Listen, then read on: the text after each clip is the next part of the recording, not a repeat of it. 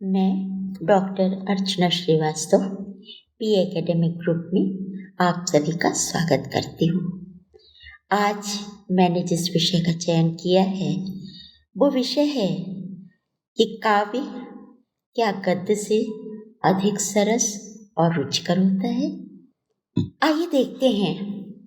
कविता का जन्म संभवतः उसी दिन हुआ जब मनुष्य ने अपने भावों को शब्दायित करना शुरू किया। अतः यदि हम ये कहें कि मनुष्य का जन्म और कविता का जन्म एक साथ हुआ तो शायद गलत नहीं होगा। यही कारण है कि कविता ने 19वीं शताब्दी तक एक छत्र साम्राज्य बनाए रखा। मनुष्य की स्वाभाविक प्रकृति है कि वो अलंकरण करता है, अर्थात सजाता है। जैसे वो स्वयं को सजाता है, ठीक उसी तरह वो अपनी कविता को भी सजाता है, अपने भावों को भी सजाता है। और जब वो सजाता है, भले ही वो अलंकार का सहारा ले, रस का सहारा ले, ध्वनि का सहारा ले, वक्रोक्ति या फिर फैंटेसी, बिंब, प्रतीक, मिथक आदि, अलंकरण का कोई भी उपाय हो, वो कविता सरस और रुचिकर हो जाती है। यही प्रवृत्ति कविता के केंद्र में है। गद्य ज्ञान, विश्लेषण, विचार और वितर्क पर आधारित है, तो काव्य मानव अनुभूतियों की सौंदर्य में अभिव्यक्ति है। जैसा कि डॉक्टर नगेंद्र ने लिखा है, रसात्मक शब्दार्थ ही काव्य है और उसकी छंदोमयी विशिष्ट विधा आधुनिक अर्थ में कविता है। गद्य विचार का प्रवाह है तो काव्य रस का प्रवाह। यद्यपि गद्य गीत, ललित निबंध, रेखा चित्र जैसी ऐसी तमाम गतिविधियां हैं जिनमें रसमयता, भाव प्रवणता और लालित्य का समावेश किया गया और उसे हृदयग्राही और रुचिकर बनाया गया, किंतु काव्य की प्रकृति ही मूलतः उसका भावपूर्ण होना है। गद्य में संकलन त्रय अर्थात unity of time, place and action की बात उठाई गई कि गद्य की विधाएं जो हैं, जैसे कि कहानी है, नाटक है, ये सिंगल सिटिंग से संबंधित हो। लेकिन इसके बावजूद काव्य का तो प्रयोजन ही सद्य पर निर्वृत्तये है, अर्थात तात्कालिक आनंद की प्राप्ति करना। हम गद्य की कोई भी विधा पढ़ते हैं, उसके विषय में चिंतन करते हैं, कहानी और उपन्यास के मर्म को समझना चाहते हैं। कभी कभी हमें एक सतही अर्थ तो समझ में आ जाता, लेकिन महीनों बाद, यहाँ तक कि वर्षों बाद अचानक उस कहानी को, उस उपन्यास को हम एक नए नजरिए से, एक नए विचार से देखने की कोशिश करने लगते हैं। यानी समय के साथ साथ वो चीजें अपना अर्थ, अपना नजरिया भी बदलती जाती हैं। जबकि कविता में ऐसा नहीं होता, वो हमें तत्काल प्रभावित करती है। ये अलग बात है कि समय के साथ चीजों का अर्थ अपने आप विस्तृत होता जाता है। जैसे कक्षा 6 में हम कबीर के जो दोहे पढ़ते थे, उसका एक मूल अर्थ, भावार्थ हमारी समझ में आ जाता था, जो हमें बताया जाता था। लेकिन समय के साथ साथ हम उसका दर्शन, उसमें छुपी यौगिक प्रक्रिया, उसमें छुपी दार्शनिकता को भी समझने लगे। और फिर हमें उसमें एक नई व्याख्या दिखाई देने लगी। गद्य में विचार प्रधान होते हैं, अतः हम समय के साथ उन्हें संशोधित भी कर सकते हैं और परिवर्धित भी कर सकते हैं, जबकि कविता में ऐसा नहीं होता। हम कवि की कविता से एक शब्द को भी इधर या उधर नहीं कर सकते। अब देखिए, कबीर ने लिखा, कबीरा खड़ा बाजार में लिए लुकाठी हाथ, जो घर फूके आपनो सो चले हमारो साथ। अब यहाँ देखिए, अगर हम बाजार की तरह दुकान रख दें, घर की जगह मकान रख दें, तो जो अर्थ कबीर देना चाहते हैं वो अर्थ इन शब्दों को रखकर हम कतई नहीं निकाल सकते, क्योंकि कबीर का जो जीवन दर्शन है उसमें बाजार शब्द इस दुनिया के लिए आया है। कबीर एक जगह और लिख गए हैं, पूरा किया बिसाऊ न बहुरी न आवो हट, मैंने सारा लेन देन चुकता कर दिया, अब मैं इस बाजार में दोबारा आने वाला नहीं हूं। तो कबीर के बाजार का जो संदर्भ है वो उनके जीवन दर्शन से जुड़ा हुआ है। ठीक ऐसे घर है, घर अपनी इच्छाओं का बनता है, विषय वासनाओं से बनता है, जबकि मकान ईंट गारे से बनाया जाता है।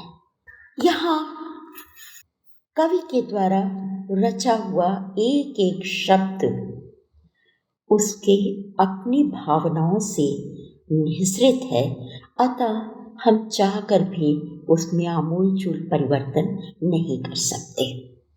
कविता का सीधा संबंध रसों से होता है और रस ब्रह्मानंद सहोदर माने गए हैं, अर्थात कविता हमें आनंद अवस्था तक पहुंचाती है। आनंद अवस्था एक अनासक्त योगी की अवस्था है, जहाँ जया जय पराजय, हान लाभ, जन्म मृत्यु कुछ भी नहीं है। दरअसल समाधि की यही अवस्था, वैराग्य की यही अवस्था आनंद अवस्था है, और रस दशा में पहुंचने की स्थिति उसी आनंद की अवस्था से उपमित की गई है। तो एक ये भी बड़ा कारण है कि कविता हमें रस से सराबोर कर देती है, हमारी आत्मा, हमारी रूह तक उससे तसल्ली पा जाती है, शांति का अनुभव करती है। सहज संप्रेषणीयता इसीलिए कविता की सबसे बड़ी विशेषता होती है। कवि अपनी दुनिया का स्वयंभू होता है, नियंता होता है। कहते हैं, जहां न पहुंचे रवि वहां पहुंचे कवि, अर्थात जहां सूर्य की किरणें भी नहीं पहुंचती वहां कवि पहुंच जाता है। अंतरतम में वो छुपा हुआ मर्म, वो छुपा हुआ विषाद जिसे दूसरा व्यक्ति नहीं जान पाता, कवि उसको अनुभव करता है और अपनी कविता में उसे व्यक्त कर देता है। उसे अपनी कल्पना को प्रमाणित करने के लिए किसी साक्ष्य की आवश्यकता नहीं होती, जबकि कहानी, उपन्यास, नाटक देश काल वातावरण सापेक्ष होते हैं। शतपथ ब्राह्मण में 2 पंक्तियों में लिखी गई घटना कामायनी के रूप में 20वीं शताब्दी का महाकाव्य बन जाती है और आज भी वेदकालीन मनुष्य को मन की तरह ही चिंतातुर कर जाती है। संवेदन का और हृदय का ये संघर्ष न हो सकता, फिर अभाव असफलताओं की गाथा कौन कहाँ बकता। भक्ति काल, जहाँ हमें आराध्य के मनोरम सौंदर्य, आस्था और विश्वास से अभिभूत करता है, वही रीत काल अपनी कलामयता से हमें आकर्षित भी करता है। द्विवेदी युग काव्यानुशासन सिखाता है, तो छायावाद कल्पना लोक का ऐसा दिव्य आकर्षण उपस्थित करता है कि हम उसमें डूबते ही चले जाते हैं। प्रगतिवाद फिर हमें यथार्थ लोक में खींच लाता है, लेकिन हम उसमें बहुत समय तक नहीं रह पाते। प्रयोगवाद के विचार और कल्पना के रस प्रवाह में उलझ जाते हैं। एक सतरंगी दुनिया का आकर्षण हमें बार बार विमुक्त करता है। सच कहा जाए तो कविता हमें निद्राग्रस्त होने ही नहीं देती। कभी कबीर जैसे अलग जगाने को कहती है, खुरदुरी जमीन देती है, तो कभी मुक्तिबोध की तरह राजनैतिक चिंता से लैस कर देती है।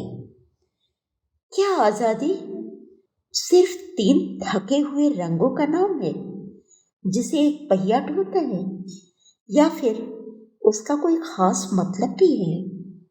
गद्य जो काम तमाम पृष्ठों में भारी भरकम उपन्यास में करता है, कविता चंद पंक्तियों में वही काम कर जाती है।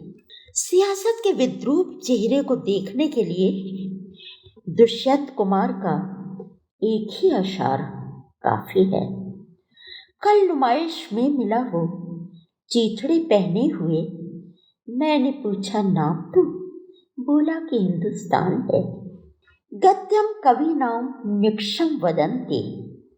भले ही गद्य कवियों की कसौटी मानी गई हो, लेकिन काव्य में जो रसमयता, भाव सिक्त करने का जो गुण है, वो गद्य में नहीं है।